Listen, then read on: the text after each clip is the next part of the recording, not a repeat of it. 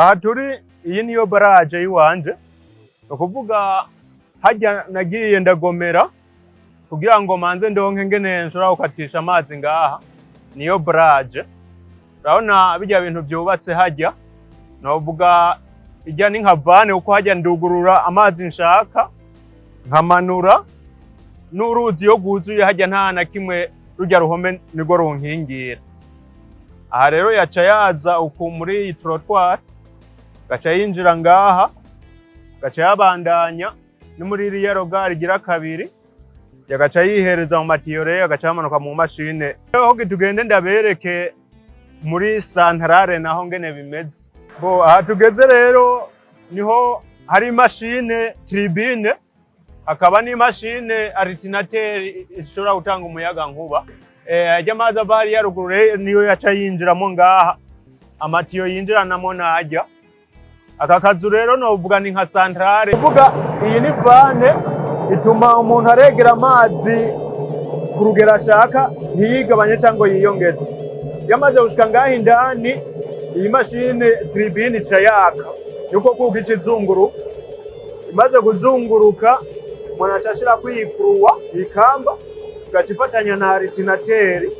Ukuvuga imaze gushira kwikuruwa alternateur ica yaka, umuyagankuba uhejeje kuboneka. Hariyo aratwisarira mbere n'ukwisarira, aratwisarira turagura insinga, turagura amarampuru, arisara ngo yase umuyagankuba tubana isawa, amaradiyo tukavuza, telefone tugashariza, tubona n'umuhinga ahubwo cyamuyoroha nk'umuntu amufata mu mugongo ngo akora ibintu bikomeye cyane gusumba bikomeye, yokora ibintu birebire. Umujene yakoze amatara kweri, twese turamwemera kuri ubu muri iyi zone yacu. Ugiye kuraba ibintu yadufashije ni byinshi, telefone turazisharija, mbere jewe n'abana ndabamwera muhira nkoresheje imashini ijya tondeze zisanzwe zimwa, nkabona ko ari intambwe cyane, ntiriwe ndaza gutanga amahera mu masaro de coiffure, kandi nanje sanzwe nifite n'imashini, nk'abana bibanye ndabamwera muhira.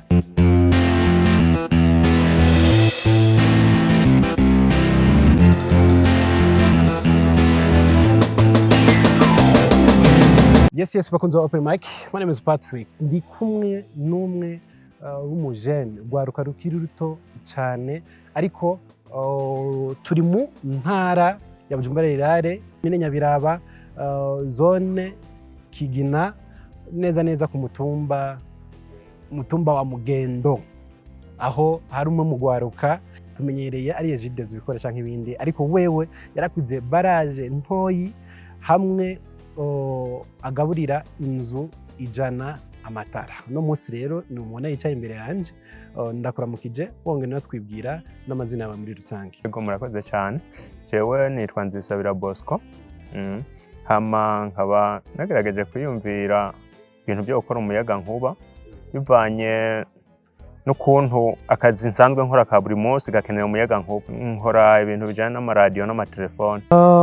Uno munsi waragize akabarage kakiri gato cyane, ariko uragerageza guhereza ababanyi cyo kumwe n'abenegihugu n'abanyagihugu bari muri aka gace usanzwe uherereyemo.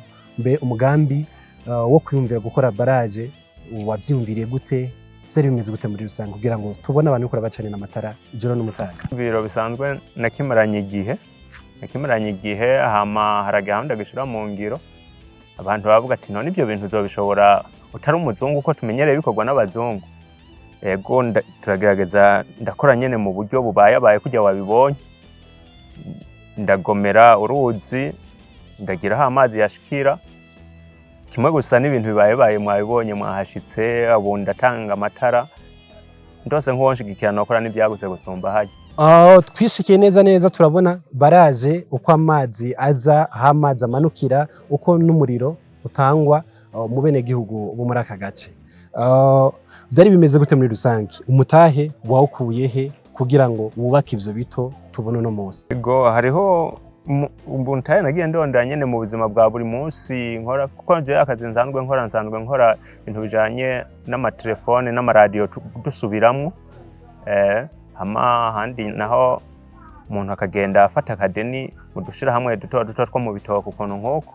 Urakoze umugambi wawe wa barrage urakunze abantu benshi baraguciye intege barakubwira ati ivyo bikora abazungu bamwe akaguha n'akarorero mu kibano ati umwana wanje yarize ibintu vy'amatara ariko ntaragera kuyumvira gukora ivyo bintu mu nyuma urakoze iyo barrage mu nyuma urahereje umuriro inzu imwe canke zibiri abanyagihugu bagufashe gute kuri vya vyiyumviro vyawe bafata nk'indoto z'ubusazi muri rusange kuvuga abanyagihugu bamaze kubibona bavuze ati duhe turaye ko ari umuriro bobo ntibemera ko ari umuriro ndabaha barashirako amatara umuntu akavuza radio agasharija telefone burya bagenda babwirana tega nivyo kweri n'umuriro benshi rero bagenda barabwirana barabikunda kugera ubu abansaba umuriro ntawo nshobora kuronka ndabaha kubera iki kubera imitahe mito dusanzwe tuzi yuko umuriro bawurihira amahera aha akanyungu ukaronka gute kuri abo bagiye urahereza akanyungu uko ndakaronka dusanzwe turagiranira amasezerano kuko nta byuma byo guharura umuyagankuba ndagerako urabona ni ibintu bitaratera imbere cyane wabonye nk'inyubako kwisumamo urumva rero turashirana mu migwi bari mu migwi mito na mikuru hariho abariha nk'ibihumbi 5 ari ibihumbi 8 kandi mu ntumbero n'uwitara rimwe ndamuha tugaharura ntahava buri umuyagankuba kandi yarafise amikoro matoya Tuko turagenda turaba twabonye amapoto mugasa amapoto yandi nyene tumenyereye manini n'udupoto n'utuntu tuduti duto dutubona ko nko mu mwaka umwe cyangwa imyaka 2 tuba twamaze kubongwa canke twashaje insinga urabona ko zidashemeye haburiki kugira ngo ushobore kugira amapoto mazima manini hama wongere kandi ugire n'ibitsinga ubona bitazosazijisha nk'egeje izo rero nizo ntambamye mfise kubera amatsinga yaba yazimvye abakiriye banje ntibashoboye kuyagura nanje ubwanje sinshoboye kugura amatsinga manini kugira ngo ndabashikanire umuyagankuba ukwiriye kuko wajya uko amatsinga yaba n'amato niko n'umucanwa ugenda ari muke ugashika wataye inguvu izo rero ziri mu ntambamye mfise muri ako kazi kanje amapoto ibiti birazimvye hajyaye tugerageza kugura tujyanye nayo bihuye n'uburyo umuntu aba afise nibyo rero bituma ngenda mu ruhombo kuko namira muri vya bindi yaba nashobora kuronka nk'ipoto ishobora kumara nk'imyaka 2 imyaka 3 urumva sinoguma ngura amatsinga nkaronka urutsinga rushobora kubita nk'imyaka 5 urumva rero nk'ubu nguma muri ubwo buzima ngura ukuntu nk'uko ziri mu ntambamye zituma ntatera imbere muri uyu mwuga wanje hariho abantu bariko barakora kuri kamera za open mic basanzwe mu zindi komine zitarashikirwa n'amatara ya rigidezo bakavuga ati tworonka uburyo yakoresheje muri rya komine yiwe natwe twoshikirwa tukamutumako bagwaye komine 3 canke 4 woshobora kubestari yego cyane bugeje hari mitahe nubwo yoba progress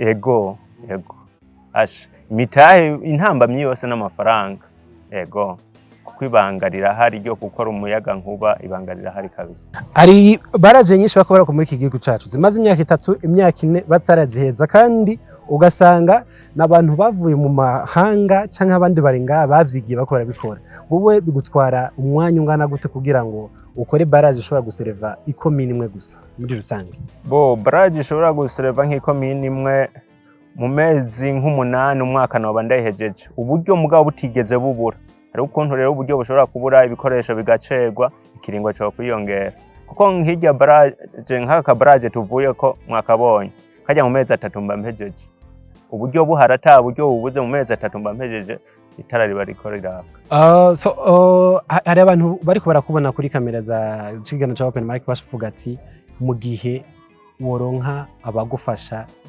niki usaba leta niki usaba ku muntu afise imitahe kugira ngo bino bintu bijabuke ikomine yose ironke reka baragushigikire na cyane cyane dusanzwe turi mu bukene bwo kubura amatara mu bisagara byacu muri rusange no kuvuga nk'uwompa nk'ikintu kijanye n'uburyo amafaranga je nki muri komine na komine yose navuga ati aha nta kibazo kuko ntembeye amasoko inzuzi ziharurana nkajya nk'uruzi rurakwiye amazi ntwara makeya kubera iki uburyo buto ndose ntuze dufate nk'igihe ari gihe president yashima haheze umwaka ari ku butegetsi yavuze ijambo ryanyoheye cyane niryo ryatumye mbe nongezamo inguvu abajene bafise impano bajyamitse nibazivyure nanjye nongera inguvu. hari abafise amakenga bavuga ati amatara ugira mbe televiziyo yoba yaka ipasi iracomekwa hacomekwa imeze gute canke vy'agatelefone gusa n'ivyaho ibintu bicomeka kuri uwo muriro uba wakoze muri rusange. Ni kuvuga hariho abakoresha intuze ikintu ino nta bantu bafise ibintu by'amafrigo, hariho umuntu afise ipasi aragorora nka televiziyo baratsa, hariho amashengero abiri, ishengero imwe mbere y'iyo ngaho y'abadivantisi baravuza bijya bikoresho byo mu mashengero. Yego uyu muyaga nkuba wanje nyene. Yego Kigani ni open mic ni kahe kajambo bwira abakunzi muri rusangi n'abantu bugwaruka cyane kugira ngo bakore amaboko mu muzu bafite indoto zabo zazindi ubona kumenga nta muntu yashika kubakangurira ko bikunda kandi bishoboka icambere ari gukora muri rusange. Ibintu nobwira umuntu wese ariko anyumviriza n'uwumbona, ibintu byose birashoboka. Ikintu nasanze kibi no gucika intege. Gucika intege nico kintu ca mbere. Burya ikintu cyose nasanze umuntu yiyumviye kiba gishoboka. Ni nkuko wari yumviye ikintu ndabwira ati kimbwira. Ndabwira ati gerageza wiyumviye ikintu kirinda gukunda. Je ndavyiyumviye abantu benshi barambwira ati ntibishoboka. Hata nk'ukuboko k'umuzungu ntivyokunda. Mugabo ndabiryama ko ndagwa ndabyuka birateba birakunda. Kuvuga rero impano zozo zirahari. Abantu benshi mugabo bavuga ngo imitahe tanga urukore ukoresha ingufu. Hari n'uza akabona ngene uhaye ukora ukaruha akavuga ati ujya muntu kujya kuntu haye aruha si ubusa naho gacaza akagufasha. Hari n'aba bafise igihumbo kadusanga ugambi wawe keze ku ntamba. Ndabashimiye kukigoro mwagize n'urugendo mwafashe. Murabona ni mu bisozi haranyerera sinzi mwimenyereye mu gisagara kweri. Ndashimye akigoro mwagize mwakoze cyane. Yego reka ndakwifurize iterambere ryiza ejo bundi tuzogaruke tubona ugeze mu komine zibiri zitatu amatara eka n'intara yose nayakiriza kandi ushije kungura n'ubundi bwenge muri rusange. Rwari urugendo rutari rworoshe gushika aho byari byabereye ariko nibaza ko Kigana open mic yari kugira ngo bishobore gushikira mu mice yose y'isi n'igihugu no mu ntara zitandukanye. Asante sana kandi abashimira.